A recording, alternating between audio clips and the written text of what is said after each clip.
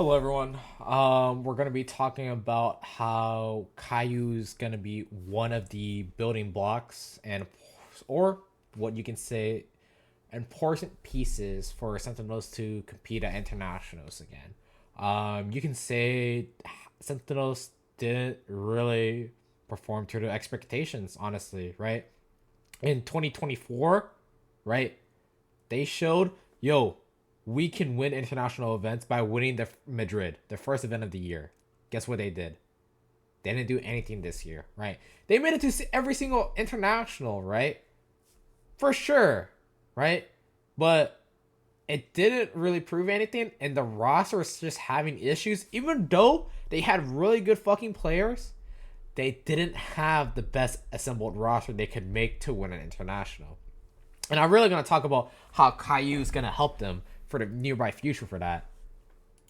So, if you guys don't know about KRÜ, he was in tier 2 for basically just a year, guys, right? He was less than a year, right? And he's also been in IGL for less than a year, guys.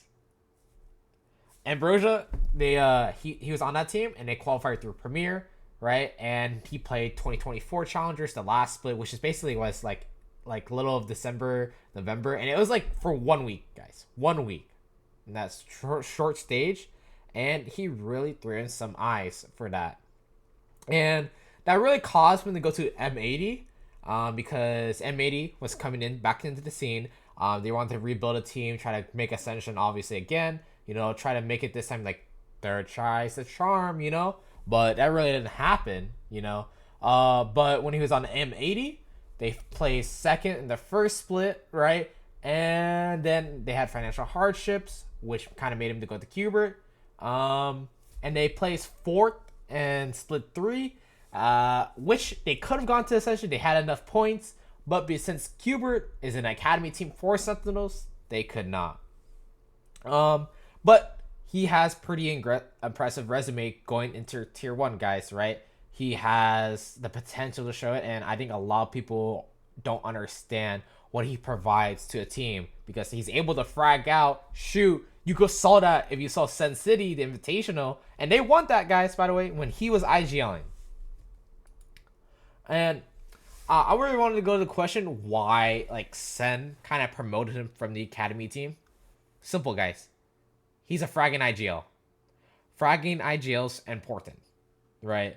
Especially with this current state of the meta. The meta has changed a lot. Util is like 60 seconds down instead of 30 seconds, 40 seconds, right? And you gotta really know when to use your util and when to frag out. And I think KRÜ has a good balance of that, what he's able to do.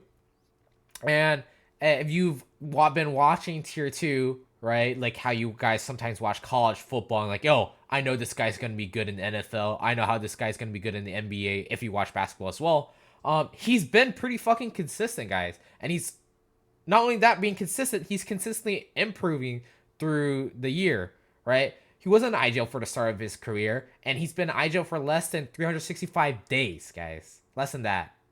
And we have to understand Sen is going through a very important change of the time right now, and they needed someone to kind of fill the gaps, and KRÜ is like one of those players that Sen probably would need to fill up those gaps, especially when you want a fragging IGL. And I'm not saying John Cutie wasn't a fragging IGL. I'm saying they needed a change of pace, and John Cutie could fit the mid round, right? Which is a very incredible role that you need to fill up. And if John Cutie had to do that, right, with the current market, who did they need to get? They needed to get a fragging IGL, which KRÜ would be doing. And because of that, you can see Narrate, he's back on the duelist route, and he's getting kind of a lot more comfortable in it after playing kind of Initiator for last year on Sentinels. And I really want to talk about this, how much belief they really had here, guys. He signed to 2028, and a lot of people like, yo, that is a long ass time. It is a long time in esports. This is like esports years are fucking dog years for players, right?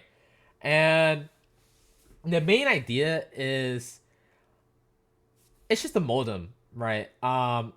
These guys are a bunch of young players, up and coming, right? And the set expectation is SEN isn't really gonna win this year, right? They're not gonna make every international event. They're gonna try to. Obviously, every team is gonna try to, right? But their set expectations like, yo, we are really good, guys. We're gonna see how much potential we have and how much we need to improve onto that, right? SEN obviously wants to win, but they also want a long-term roster, guys.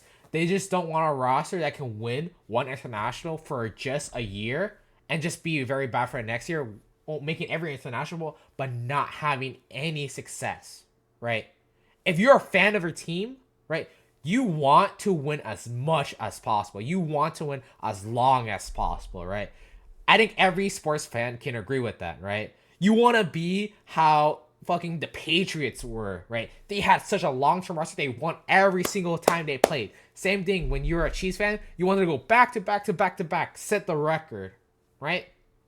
And that's kind of what Sentinels want to do. That's why they signed them long-term. Like, yo, these are the pieces I want us to pick up, even if we don't win in 2027, right? Even if we don't win in 2026, right?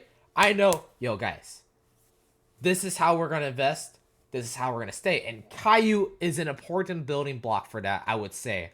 And I want you guys to think about this. Another part of why they're signed to 2028, especially KRÜ, is the NRG effect.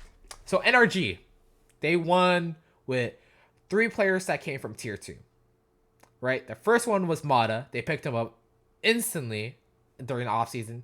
He shat on everyone. He showed why he was a really good duelist. He's a really good opper, right? Next player they picked up during the mid-season was Brock. Fucking shit on everyone. Next player they picked up was Scuba. Scuba was on Qbert Academy last year. Really good player. Shat on everyone, right? And now they won champs because of that. And SEN is kind of following that same pathway in a way, similar, I would say, but they promoted their own players to be on the main roster, right? And I really think that KRÜ is going to be improving, especially because he has Jinggg, sorry. And Jinggg is going to be your franchise veteran and leader, right? He's also signed to 2028, guys. Don't forget about that. These were his stats from this current VCT season. And he's basically going to be your mid-rounder. And a lot of people will be asking why KRÜ IGL slash Jinggg IGL, why KRÜ is going to be the primary one. I've already said it earlier, but Jinggg, fine IGL and Fragger. But with Zelsis leaving and notable players like TenZ that left like a year before, prior, there needed kind of be a hole to be filled up. John is going to be the veteran for this team. He's going to be mentoring like KRÜ. He's going to be helping out the other players kind of adjust to the tier 1 level. And more importantly, he's going to be a fucking leader, guys. This is what you need. Every winning roster, you need a leader. You need someone mature. Even if sometimes they can't shoot some rounds, you get, oh, this guy's disgusting. You need a guy that's going to be leading your team, right? And people are going to be like, well, you guys have very happy players like Corteza and Narrate, right? But they're happy, right? Because they're winning based on momentum, right? There's like no pressure on them at all. And you need a guy that's not going to be as emotional as many other people are, right? And I think Jinggg will fill that role, and why KRÜ is actually a good addition with Jinggg, right? And also, you need a guy that knows how to win, which I previously said. SEN had a lot of success in the past, as they had Sassy being a vet, right, on Initiator, which Jinggg will play some Initiators on the map. We don't know the current agent pool they'll play during next season, right? Jinggg did play some tail during this event, Sen City event, but, you know, I really think it'll work out well for him, especially because he'll probably help with the mid-running a lot, right? And, you know, KRÜ signed in 2020 is going to be how SEN is going to succeed, guys. His stats are pretty good, right? This is 1 year into tier 2, guys.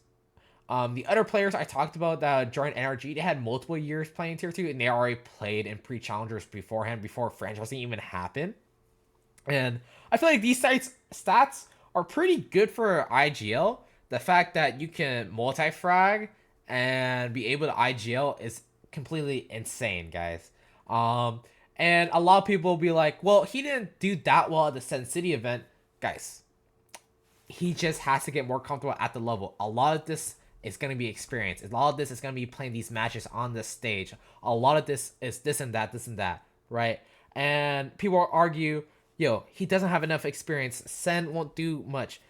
KRÜ was a collegiate player, right? He went to multiple lands. He played on shitty setups, guys. The worst setups at collegiate. I've been to collegiate lands myself.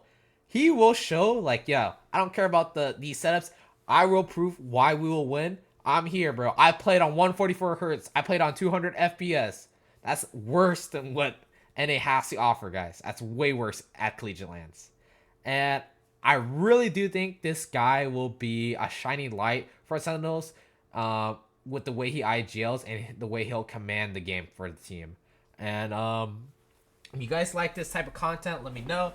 I'll be talking about more of my opinions on some players in the future. Thank you guys very much.